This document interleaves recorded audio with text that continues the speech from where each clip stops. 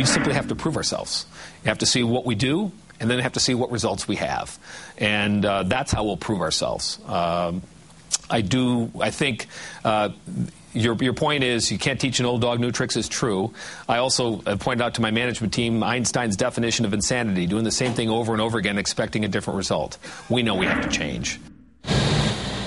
And there's a lot of change on the way at General Motors, including this man, Bob Lutz, not retiring as scheduled at the end of this year. He will be taking over marketing and communications at General Motors, and his job is to change customer perceptions.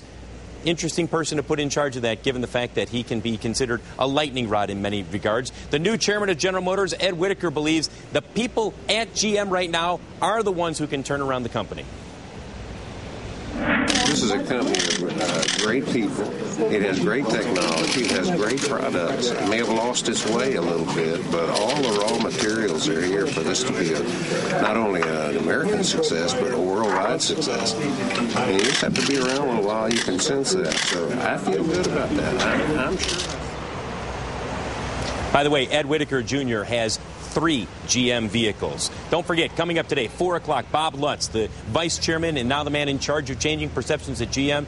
First on CNBC, we'll ask him point blank if he is the right person to change those perceptions. That's coming up at 4 o'clock. And also, don't forget, coming up today on Power Lunch at 1:20, a first on CNBC interview with Fritz Henderson, the man in charge of General Motors, who admits the tough part starts now, Trish. It's one thing to clean up the balance sheets in bankruptcy. It's another thing to convince Americans to give General Motors a second chance. Trish? Hey, Phil, I'm curious. Do you know what the current market cap on the new GM happens to be, by any chance?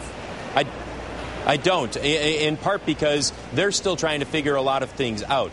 They're not going to be cash flow positive, at least until the first quarter of next year, not even thinking about an IPO until the middle of next year. So even though you have a company that's out of bankruptcy, it's a little hard to say, okay, definitively, this is what your market cap is going to be. Okay, stay with us. We've got some more questions for you. I want to bring in John Wolkanowitz, senior analyst for IHS Global Insights Automotive Group. Thank you for joining us. Let me throw this at you. In other words, this is a company that surprisingly, I think a lot of people didn't think that this would actually happen as soon as it did manage to get itself out of bankruptcy, certainly with a lot of help from the government. But what does this mean in terms of this spin-off that they're talking about sometime next year? Also, what does it mean in terms of taxpayers getting their money back? Are we going to see both these things happen on the same kind of timetable? Yeah, I think there's a pretty good chance that taxpayers will get their money back. GM has a very strong product line today. They have even stronger products on the way. And for me, the most exciting news today was that Bob is back and that his responsibilities are expanded. You know, you talked about the perception issue. That is the biggest problem facing GM. And at least for my money, Bob is the guy to handle it. But, John, what is the timeline here? I mean, when are taxpayers going to get their money back? And when is this company going to come out from under the government's thumb and become a public company once again? Well, I think the public company part could occur as soon as 6 months, but it would be probably quite foolhardy for the government to sell its shares in 6 months. Right. The cap value wouldn't be there. I believe the Canadian government suggested it could take as long as 8 years. And that may very well be the case in order to get the cap value sufficiently high that everybody gets fully paid. Yep, 8 years. What do you think of that, Larry? I want to go to Phil LeBeau because, look, I think there may be a perception problem, but there's also a car problem. And let's cut to the chase. They're going to have to sell a lot of little green cars in order to meet these CAFE fuel standards. Oh, yes, they are. Look, Toyota, Ford has the Fusion, okay? Ford has the Fusion. Chrysler has the Fiat. They both have a good following. What is GM going to sell? The Chevy Aveo is not cutting it. The Cobalt is not cutting it. In order to sell the midsize and the SUVs, they got to sell a lot of small cars. They don't have cars that people want to buy, Phil LeBeau. Who is attacking that issue?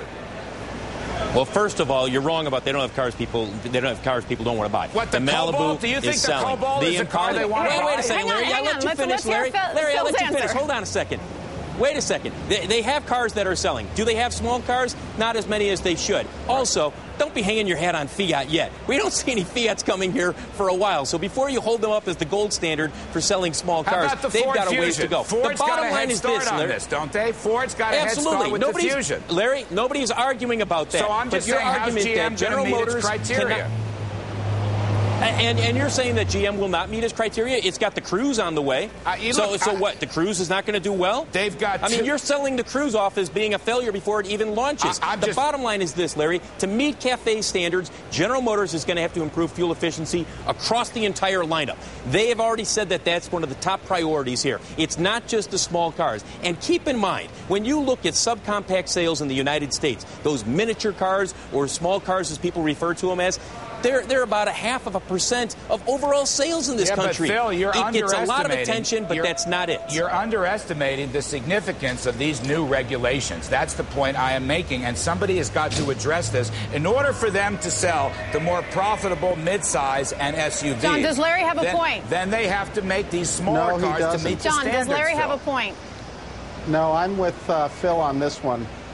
This company is going to survive over the next few years, selling Americans the kind of cars they've always bought from GM. Yep. And they are going to get significantly better fuel economy through powertrain technology improvements. They know how to do it. It's already on the books. It's going to happen.